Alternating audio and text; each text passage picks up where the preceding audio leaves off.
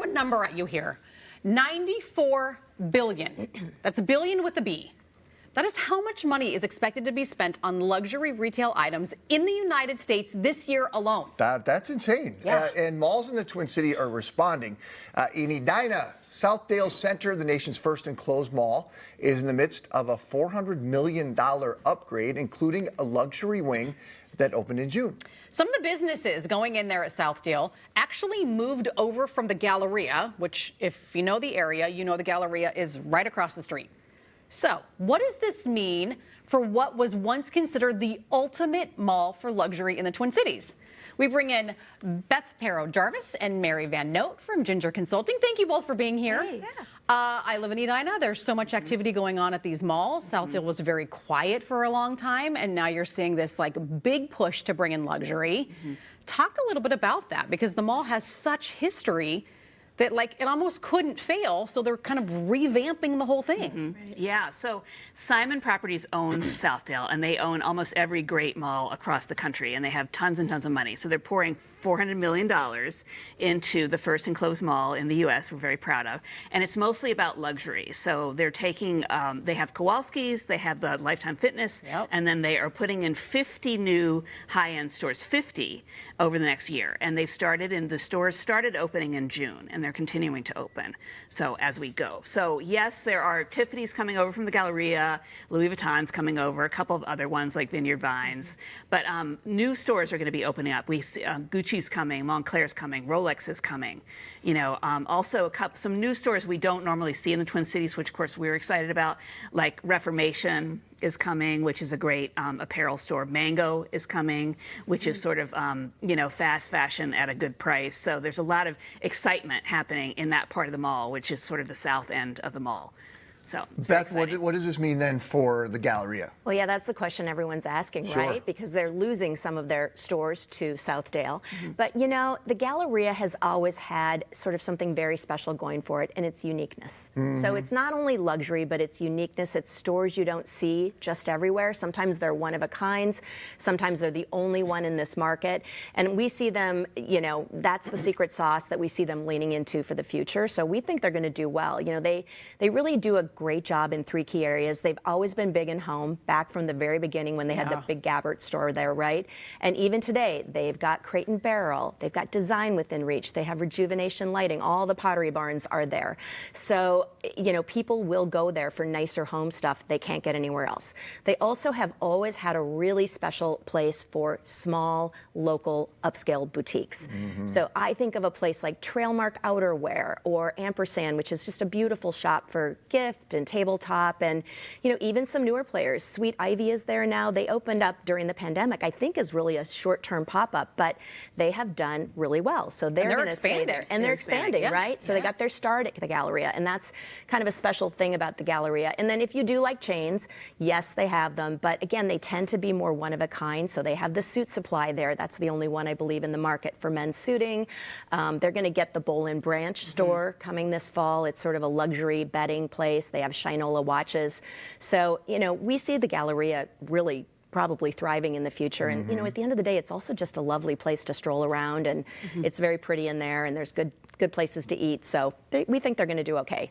I think about COVID, right, and all the discussion about malls and how do we even need malls, and are malls dying, and what are we going to do with these spaces? So I kind of wonder about this with Southdale. I mean, putting $400 million into this revamp, like, are you concerned at all about the future? We are looking at two things. First of all, there's a couple of transition issues going on.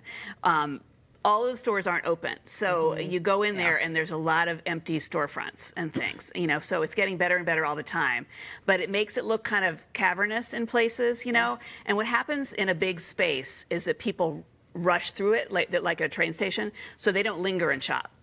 And that's bad for business. Another thing that's happening is the restaurants need to be revamped a little. They don't have a lot of restaurants that match the affluence of the shopping, and the ones they do have are a little inconvenient. You know, like the Yumi Sushi and the Rustica. You actually have to leave the mall. You have to go outside. And go outside. You know, Restoration Hardware is like a big hike, and you know, so they need stuff. But you go in and you see Panda Express, but they need more than that. So those are a good couple point. things that are happening. You brought up the outside. There is so much else going on at Yeah. Southdale as far as you got the Lifetime there. And I think there's some housing that's gone up Yep. around Yeah. there. There's the golf. There's the Putt Shack. That's right. Puttery. Yeah, and then there's the AMC Entertainment. There's David. That's the new thing in malls now is they're trying to branch out beyond shopping. You need to have great dining. You need to have pop-ups. You need to have entertainment. And those are the malls that are doing well. I guess if they keep building the parking lot out, at some point, are they going to run out of parking space? I don't know. There's still a lot of parking there that's currently empty. And when you go to the Galleria, they're the ones that are actually having trouble with the parking because they have a lot I guess less of they'd it. love Yeah. to have that problem, right? Yeah. Yes, good problem to have. Exactly. Yeah. Yeah. All right, so what does this mean for other malls? Like, I think about Mall of America, Ridgedale, Rosedale. I mean, with Southdale making this like massive investment, do the other malls in the area feel that and feel like we need to now up things as well, or we're going to lose customers? Well, I would say the Class A malls, those are all three examples of what we'd call a Class A mall. They are actually doing pretty well in general across the nation. It's the Class B and C malls that are sort of struggling to figure out what their future looks like. So a place like Burnsville Center's trying to figure it out. But, when I think of what you mentioned, Mall of America, they have always been a great standout nationally for traffic. They are continuously opening new stores. So there's always a fun new reason to go there that's fresh. They've got the NBA store now after that wonderful 2-year run with the Timberwolves and with the Lynx. It just, kind of lines up really nicely. They have Rent the Runway, which was a really popular online store. It's one of their first brick and mortar outlets.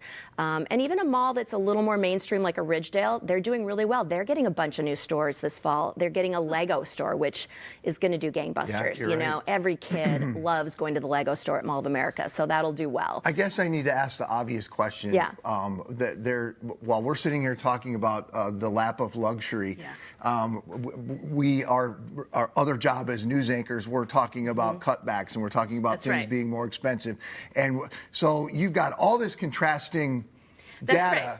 and then you've got this insane amount Yeah. of spending on luxury. What It's gives? a tale of two Americas that's getting more and more separate over time. I mean, that we saw consumer confidence data just this week about how luxury people who have a lot of money in the stock market, their house price is going up so they can shop, at all these places. And people who are worried about their job and their shift work and all that are having less and less money. That's more people, and they have less disposable income. But the luxury shopper is currently doing pretty well. And we're seeing a really interesting trend. We just saw data yesterday about this new trend, especially with younger consumers, where it used to be when you traded down within one category. So I'm not going to shop at the expensive store for clothes. I'm going to go to a cheaper store for clothes. But what we're seeing now is people trading out and trading over to get the fun stuff. So they will literally spend less on essentials that they might need in order to spend on going to the Putt Shack to do the golfing thing, or go to a nice store and buy maybe a slightly nicer handbag or backpack for fall. So we'll see where that goes, but it's an interesting sort of new finding that we're discovering. No doubt about it. Well, Mary and Beth, thank you so much. This was fun to chat. Thank you. Yeah. Appreciate you coming in. We posted a link to Ginger Consulting on MinnesotaLive.com.